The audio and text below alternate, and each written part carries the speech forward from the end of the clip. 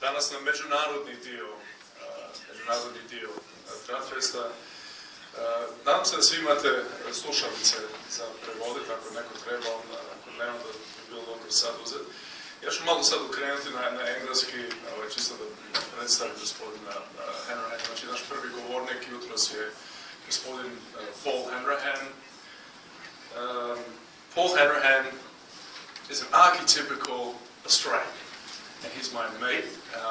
We met in 2016. No, before, a couple of years before. A couple of years, that's right, in 2015. Works in downtown Sydney, one of the most renowned, most known pro-lifers in Sydney and in Australia.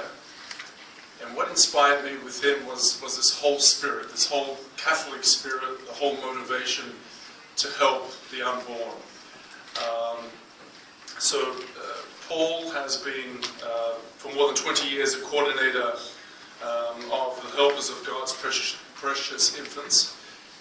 He was also the coordinator of the 40 Days for Life campaign in Sydney until it was shut down in this year by a government decree, a government law, I'd say actually a decree by the local New South Wales government, a so-called bubble zone where they're not allowed to come 150 metres towards close to abortion clinics. But as you all know, I mean, I was also born in Australia, and Croatia is my homeland now, and I am of course Croatian. But Paul actually embodies everything that is good about Australia, especially it's called the battler, the person who battles, who fights. And Paul, I would actually say, is one of the very rare Australians who still has that battler and that fighting militant spirit. And so Paul's very, very welcome in Croatia because, as Stephen will say, next year we celebrate 500 years of the Antimorala Christitatis. We're also very much a fighting nation. And we're also very much a fighting nation now for the pro-life movement. And we're very honoured to have you here, and we're very honoured that our first talk today is about the pro-life movement, but not only the pro-life movement, but also about what happened with marriage in Australia. So Paul is married to Christine, and they have 5 children, and their youngest son, Peter, is here for the first time in Europe, I think, is that right? And in Croatia, so welcome Peter as well. So without further ado, Paul, the floor was yours. Thank you very much.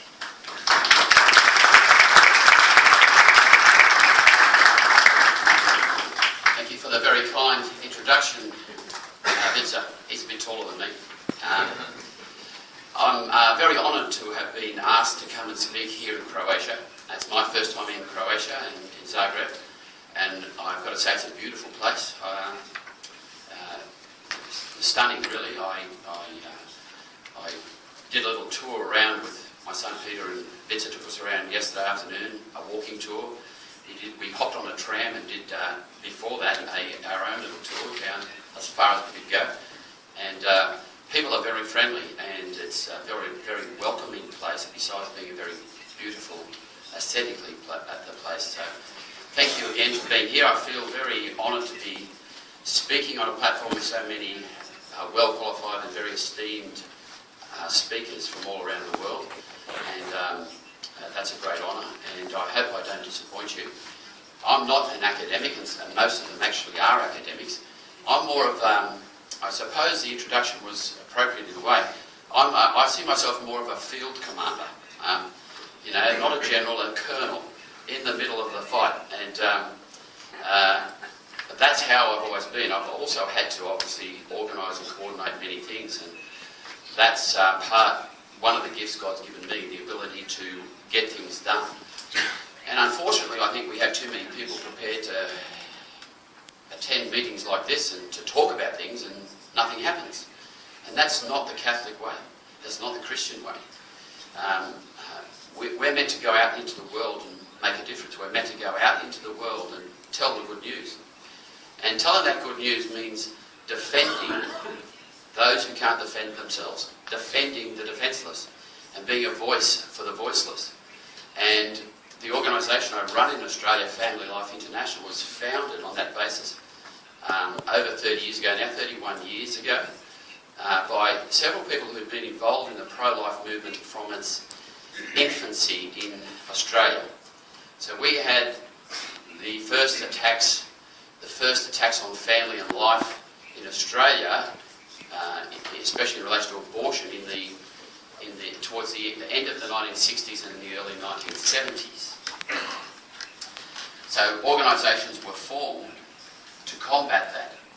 Those organisations effectively told the Catholic bishops, this is a lay exercise. This is something that lay people will do. You don't need to get involved. That was their first mistake. And then the bishops, being happy to do that, handed over the reins, and all we got were political lobbyists. I have nothing wrong with political lobbyists. I don't have a problem with lobbying politicians. That needs to happen. But that was all that happened. And the proof, if you like, of the failure of those strategies was the fact that the situation in Australia when it came to abortion just got worse. It got worse to the point where most Australian states had laws against abortion, laws that would imprison anyone involved in abortion for 10 years. And yet we had a federal government funding abortions around the country through the Commonwealth Medical Scheme called Medicare. So abortionists were being paid by taxpayers' dollars, at least subsidised by taxpayers' dollars, doing something that was illegal. That happened thanks to a couple of court cases in New South Wales, in Victoria firstly, Hanrahan, and in New South Wales, Levine, the judges involved, made decisions, only in lower courts, district courts, that would allow for abortion under some conditions. You can imagine the life of the mother and the psychological health of the mother it was extended to. Now these are things that would be extremely rare exceptions if they even exist at all. Happy to take questions at any time. Anybody has any questions about anything I say, I'm more than happy to take questions. I don't know if Vince would rather them as we go or at the end, but at the end, if I say something and you have a question about that, please feel free towards the end to ask. So those are very, very rare exceptions if they exist at all. And yet we had, at a peak, probably close to 120,000 abortions a year in Australia, happening since the early 1970s. So in Australia, some 4.5 to 5 million unborn children have died, funded by taxpayers' dollars. And recently we've had around the country over the last 5 or 6 years laws that prevent pro-lifers from praying outside abortion clinics to make reparation for the evil sin of abortion and to offer aid and succour to those most in need, the modern widows and orphans. In biblical times, the command highlighted by the Epistle of James, religion pure and simple as this, to give aid to those most in need, especially to the widows and orphans. If the widows and orphans of the modern age are not the mothers being forced and coerced into abortion clinics, and that's what happens, and their unborn children who will die there, I don't know who is. And yet, so these laws that we've already had a High Court challenge, I'll go back to, but laws around this country were debated in parliaments around our country, Australia I should say, not this one, in so far in the 4 major states, the three biggest states have population based, New South Wales, Victoria and Queensland, also in Tasmania, and certainly being talked about and looked at, and certainly after the High Court decision comes down, will be implemented in the remaining states of South Australia and Western Australia, which already have liberal abortion laws. Now those bubble zone laws, as Vince called them, safe access zone laws they call them, 150 metres, it's a long way. They were implemented unconstitutionally, I believe, and many others do. The High Court cases fought on constitutional grounds. And it was implemented basically to prevent, in the whole country, in all of Australia, about 50 people who were doing what we were doing. In all those places, we had about 50 people that were seriously, consistently praying and offering aid and succour outside abortion clinics. And these laws have been implemented for that reason. That should tell you a lot. He asked me to speak about the collapse of the culture of life. Well, that pretty well sums it up. You could probably draw a lot from that. But of course, you don't get to that stage just overnight. Like I said, it was at the expense of 5 million unborn children. Australia's population is about 25 million. Since we started that around 1970, getting close to 50 years, many of those unborn children would be married and have their own children, who may have already had children. We're talking about as many as 10 million, perhaps, unborn children in Australia. If those 10 million unborn children had been born, Australia wouldn't have the debt problem we have today. And Australia is a very wealthy country. Wealthy in many ways. Wealthy in the minerals that we can dig up out of the ground and sell around the world. Wealthy in the farmlands and expanses we have for crops of all kinds and for wool and beef industries, etc. We have a very wealthy country. We're surrounded by ocean. We have a natural defensive barrier no one else has. Anyone wants to invade Australia has got to come by sea. We have a military alliance and an alliance at many levels with the United States, which has been very beneficial. Obviously going back especially to World War II, where without the United States, Australia would have been invaded by the Japanese.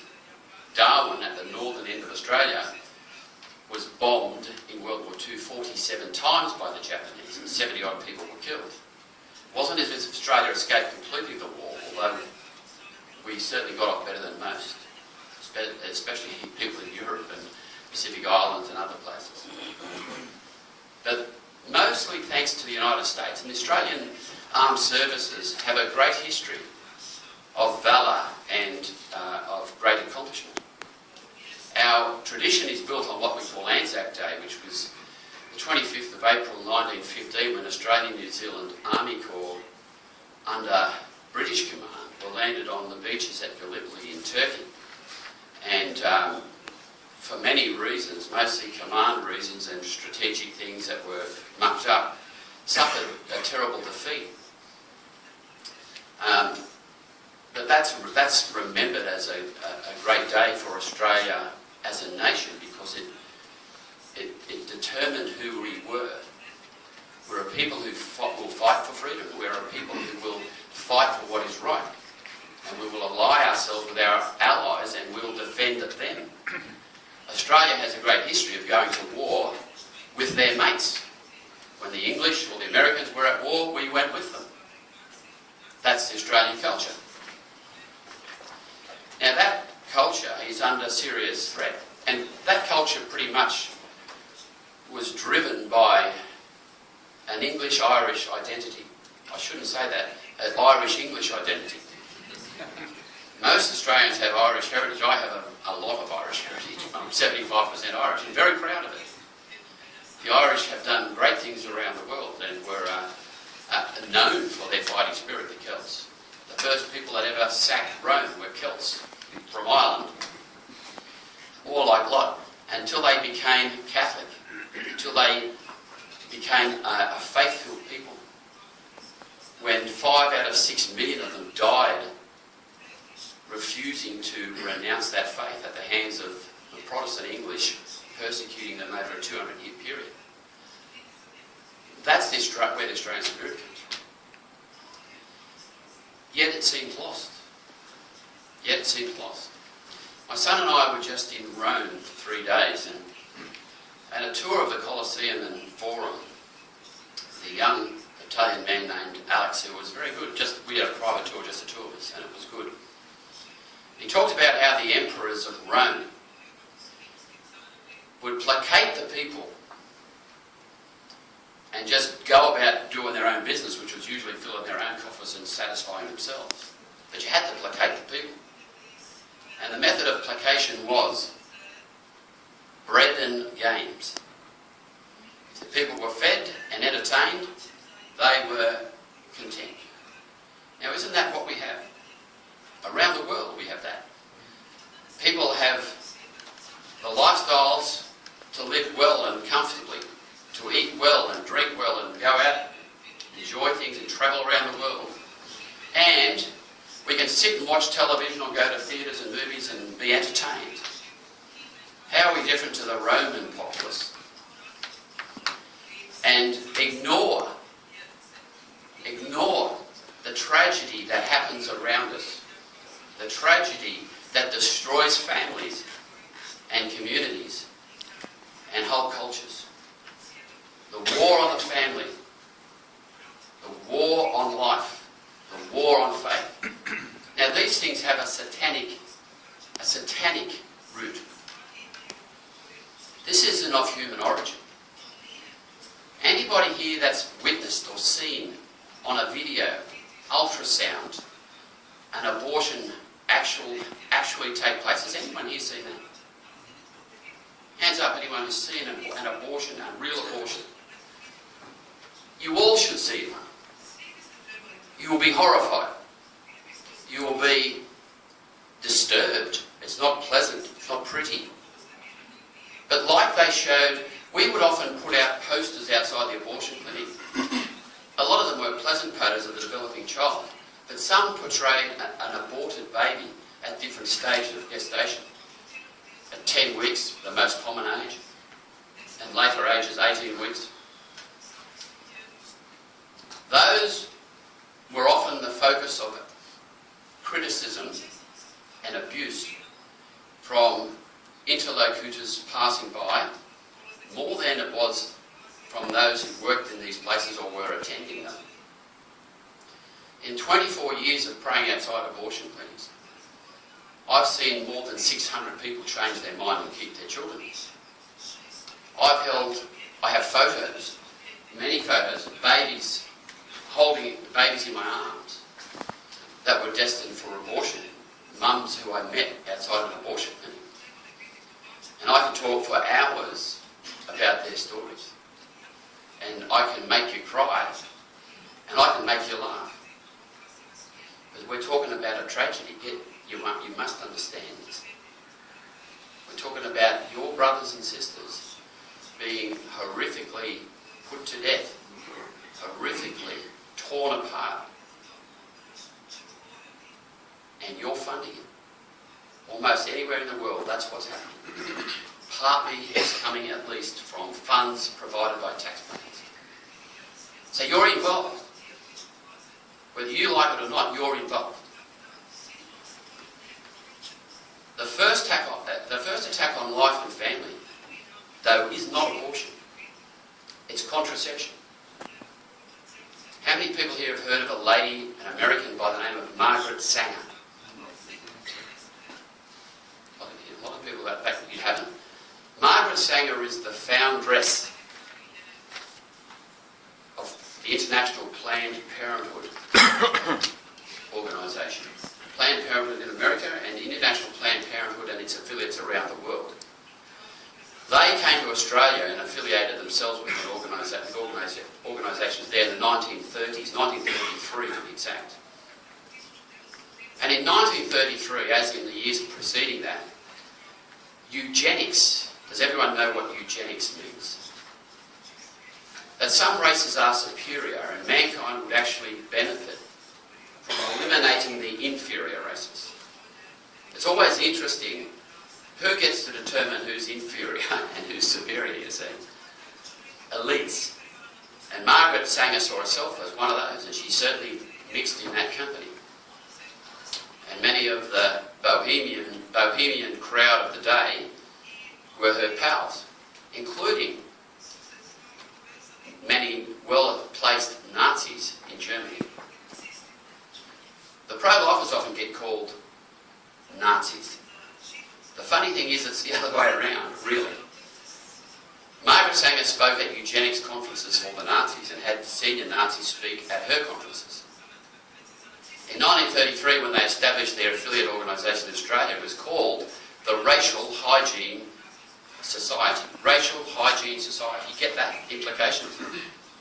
We want a pure race. Aryanism. In Germany it was called. Those are problems that then translated down the ages. After World War II, obviously, racial hygiene societies became a little bit on the nose, so they changed their names. They're good at changing the guise, those who peddle death. And they changed it to the Family Planning Association. Well, that sounds nice.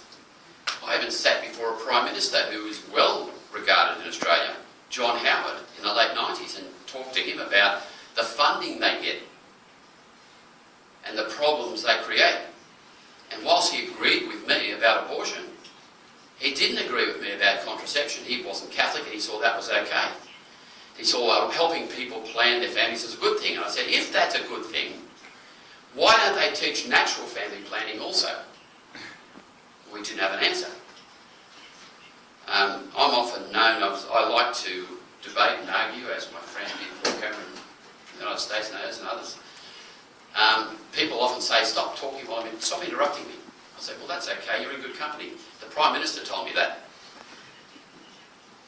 The thing is, it's entrenched at high levels, the idea that contraception's okay, and it isn't. Contraception's contrary to nature. Contraception is thwarting the natural act. It's cutting God out of the program.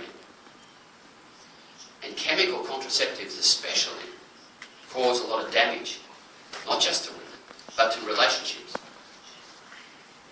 There's a whole lot of things that are consequences of the pill arriving in the 1960s. But suffice it to say that Pope Paul VI in Humane Vitae pointed out some of the obvious things that would happen. And he is only really reiterating what the Anglican bishop in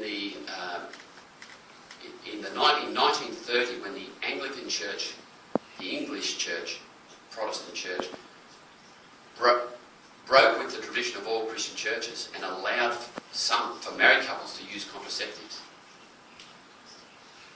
And he said, the dissenting bishop said, if you do this, we will have more fornication, we will have more adultery, we'll have more marital breakdown, we'll have more child homelessness. Yep, tick, tick, right on all those things, correct? On everything. And Paul VI reiterated that 38 years later. By the way, in 1930, Pope Pius XI, in response to what the Anglican Church did in allowing for contraception within marriage, they made it sound good, wrote a beautiful response, an encyclical in December of 1930. And he actually pointed out the problems and the attacks on family that eventuate from this mindset. And he drew some parallels with an encyclical written 50 years before that, in 1880, by Leo XIII, called Arcanum, which was on marriage. And that was on the state's involvement in marriage, in being able to have civil marriages and divorce. And he prophesied what would happen. And he was right again. Increased levels of divorce, etc. The commitment to the family life, to the spouse and to the children that come from marriage, was broken and was being attacked 100 now almost 140 years ago. And Leo was talking to that. And Pope Pius XI responded to that. And Pope Paul VI did. So we've had popes over the centuries affirm the importance of marriage, affirm that marriage primarily, in the first place, is about having children and raising those children and directing those children as much as a parent can back to God, to their heavenly reward. That's what a parent's role is. And from that comes the secondary aspect of marriage, the unity of the spouses. The two ends of marriage were always the primary end, the children that come from marriage, and the secondary end, the unity of the spouses. You can't do secondary school without doing primary school. One follows the other. It's not that the unity of the spouses is not important. It doesn't exist if the marriage isn't open to life, it's not there for children in the first place. This idea that you can manipulate your fertility and you can actually arrange the number of children you want and limit it to 2 or 3 is not what existed from the beginning. It's not what marriage is about. Marriage was about being fecund, about being fertile, about having those children. Now, if you can't afford children, or if you've got health problems, there's a lot of reasons you might defer that. And abstinence is the best way of deferring that. But there are other ways as well, and good pastors and natural fertility counsellors can assist people with. But drugs and instruments, mechanical instruments, are not the way to do that. Those are the things that open the door to abortion. Because when the contraceptives failed, and they all failed, every form of contraception has failure rates, then abortion was the backup plan. And it became a women's rights issue. Now, well over 90% of all the mothers I've spoken to attending abortion clinics, and we're talking about thousands, it's a substantial survey, thousands of them, 90% of them at least, if it wasn't someone putting pressure on them, would not be there. I have no choice was what they all said, universally, everyone I spoke to, I have no choice. I thought this was all about choice. Something's wrong. The choice we were giving them. Their husbands, their boyfriends, their parents, their girlfriends were all telling them, you can't have a baby now, you must have an abortion. And in some cases, they were going to be expelled from their domicile, from their homes, and have to find alternate arrangements by their parents or by their in-laws or by their husbands or by their boyfriends. One boyfriend, one girl told me, he said, if you don't have this abortion, I'll rip it out myself. That kind of coercion is very prevalent around abortion. Those are the things those girls faced. Those are the things we were able to assist with. Not nearly enough of them. If their mothers and fathers and husbands and boyfriends said, you'll be okay, we'll get through this, we'll have this baby. Abortion mills, we call them, clinics, private places around Australia and in the United States, I imagine, and other places would not exist. And if they didn't exist, the arguments in favour of abortion really wouldn't exist. And the funds would have been there to assist those with real needs and real issues. And by the way, I've assisted girls to keep their babies, who I've met at the abortion clinic, who were refugees, one lady from Iran, who had fled a marriage that was hostile, had 2 children in Iran, and if her father and family found out she was pregnant to a man not married, they would have wanted to kill her, and they'd have been organising for people to send her. She told me that. Her story is amazing. She kept that baby, little baby, called him Adam, and loves this little kid. That little boy would not be alive if we weren't there. Others who were thrown out of home, who we found accommodation for and furnished and paid the bonds and the rent to get them started. We've done all those things. That's what you need to do. You need to provide the alternatives for the people in the first place. That needs to be there. And then you need to campaign, like Vigilare and others, in ending any attempts to legalise these things and to enforce laws in existence, or put them in existence and then enforce them, to prosecute those who would engage in this activity. We need to go back to that. Because abortion benefits nobody. And because for 40, 50 years we've had the slaughter of the innocents going on under our noses and doing nothing, now they've changed the definition of marriage. You can't defend marriage when the end of marriage that matters in the first place, children, become a commodity to dispose of at will, to prevent with contraception and then to kill in abortion. You can't defend marriage on those grounds. We had nothing to stand on. We had a lot of people that wanted to play nice in the debate, and certainly didn't help. Vidsar met them. He knows. We tried. But the bishops are listening to the wrong people, and that's common as well. I'll bet you it's the same here pretty much, and anywhere else these things are going on. That's the problem. The bishops are no longer shepherds of their flock. They're someone who wants to be seen as a reasonable person in the wider community. That's not their job. So we also need to be exhorting our bishops to do what they need to do, and they need to know you're there on their side. They will act if you're there with them. They've got to go out on their own. It's a tougher gig. When marriage became an issue in Australia, and our bishops as a conference put out a publication on what they say marriage was, which by the way I would never put my name to, but was terrible. Poor, weak. Wasn't even as good as the catechism definition of marriage. But it was at something. And the best bishop in the country, who happens to be the patron of my organisation, Family Life International, who I'd known for a long time, well before he was a bishop, Julian Porteous, who's now the Archbishop in Hobart. He actually was taken to court by transgender activists in Tasmania for what he said. As soon as I heard that, I rang him and congratulated him and said, I'm really pleased this has happened. I hope you go to jail. That would be the best thing that could happen. A priest who's been like a father figure to me for a long time, Monsignor Philip Riley in the United States, in Brooklyn, New York, who I've been there plenty of times and he's been to Australia plenty of times and we communicate. He's getting on and his health's not good, he has cancer, but he's a heroic, saintly man, and he's also very well educated. Was the rector of the seminary in Brooklyn. He taught the classics. Very talented man in lots of ways. He played golf of a handicap of 0, scratch. This was one of these people that can do anything, makes you sick. But an amazing man, and a lovely man, right?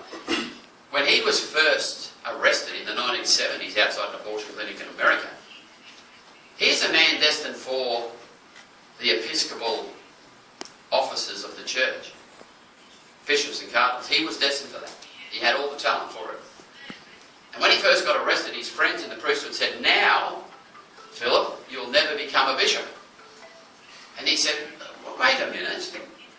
He says, I thought you had to get arrested to become a bishop. Well, isn't that true? Our Lord was arrested. All the apostles were arrested, put to death. And for 300 years, the Pope, the head of the church on earth, was put to death as a martyr, and many of his bishops and priests as well. Martyrdom, arrest and martyrdom, are actually part of the office. And these days they think, oops, if you've got that on your record, you won't be one. And they certainly don't want to get arrested. So my bishop, when he was threatened with these things, I was pleased.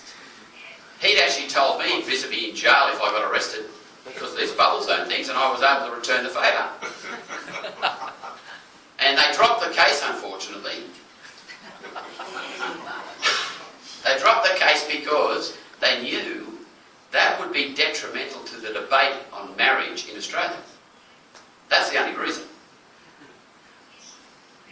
And of course, you know the result last year, we had a postal poll, which is idiotic. It should have been a constitutional referendum.